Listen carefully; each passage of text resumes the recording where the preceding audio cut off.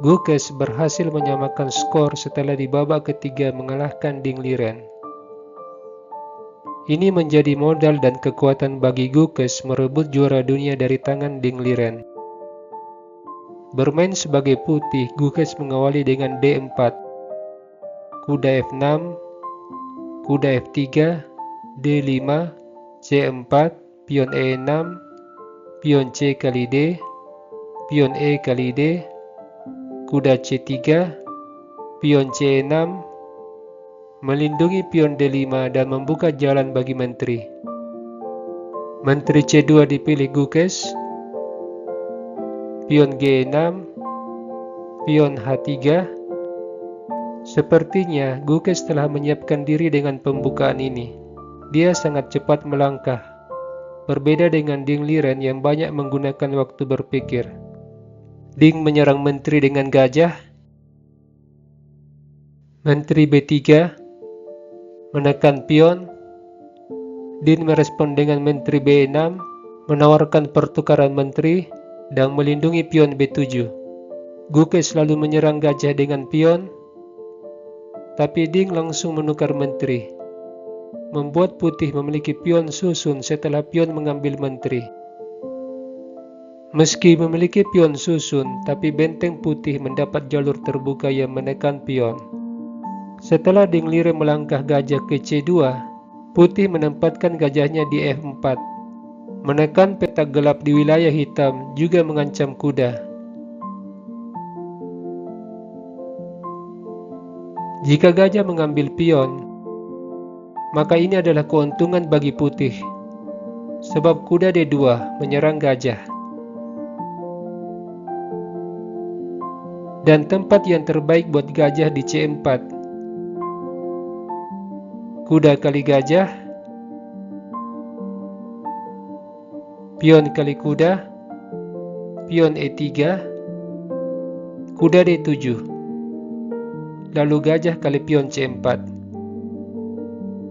Putih memiliki sepasang gajah yang menekan petak gelap maupun petak terang di wilayah hitam. Demikian pula benteng yang menekan di sepanjang jalur A.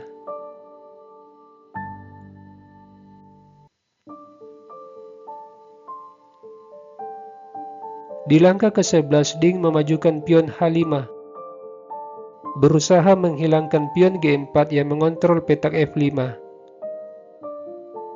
Gukes menggeser bentengnya, menambah penjagaan terhadap pion G4, pion H kali G.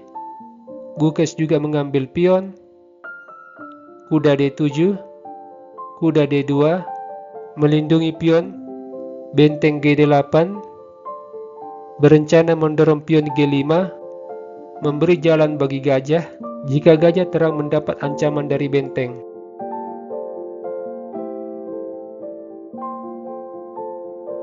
Di posisi ini, Gukes melakukan langkah lemah dengan pion mengusir kuda.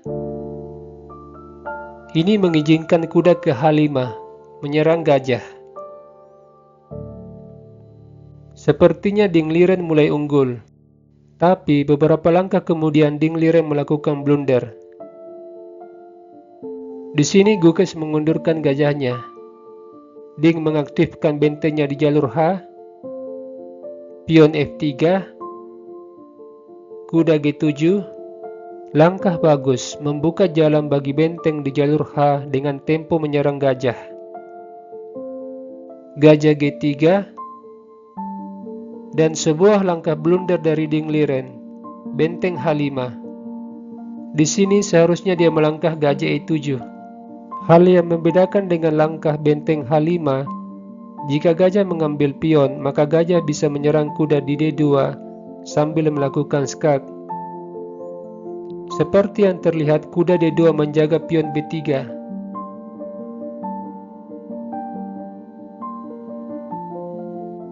Setelah Ding melangkah benteng H5, Gukes melakukan langkah yang tepat dan semakin memperburuk posisi hitam. Gukes mendorong pion E4, rencana menjebak gajah terang. Ding Liren mulai gelisah dan menyadari kesalahan langkah sebelumnya. Dia lalu mengambil pion, Gukes juga mengambil pion, kuda E6, menekan pion D4, Gukes menyerang gajah dengan benteng, kuda kali pion, Din berusaha melindungi gajah, tapi Gukes menyerang kuda dengan gajah. Gajah G7 melindungi kuda, Gukes mengundurkan kudanya, menyerang posisi kuda 2 kali, membuat Dingliren memukul pion dengan kuda. Hal ini membuat hitam kalah 1 perwira setelah benteng kali gajah. Pertukaran kuda, raja kali kuda, kuda E5, kuda D4, benteng DD8, berencana melakukan skak di F3, forking raja dan benteng, memanfaatkan posisi kuda yang terkena pining. Gukes menghindar dengan raja E2, setelahnya benteng melakukan pining. Gajah G2, pion A6, pion B3, benteng D7, benteng C1, raja E7, benteng D1, raja E8, gajah G3 menyerang kuda dan benteng,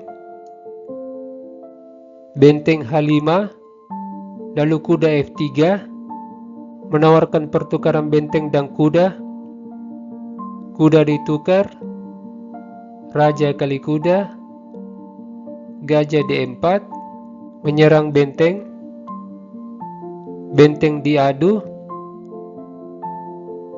benteng kali pion, gajah H3, menyerang benteng, pion F5, gajah F4, benteng H5, dan Dingliren tidak melanjutkan permainan sampai di sini, sebab dia melihat kelanjutan gajah kali pion, menyerang 2 benteng sekaligus. Jika benteng kali benteng, gajah kali benteng, skak, raja kali gajah, benteng kali benteng, putih unggul 1 benteng. Apabila benteng ke H7, gajah kali pion, skak, putih pasti menang.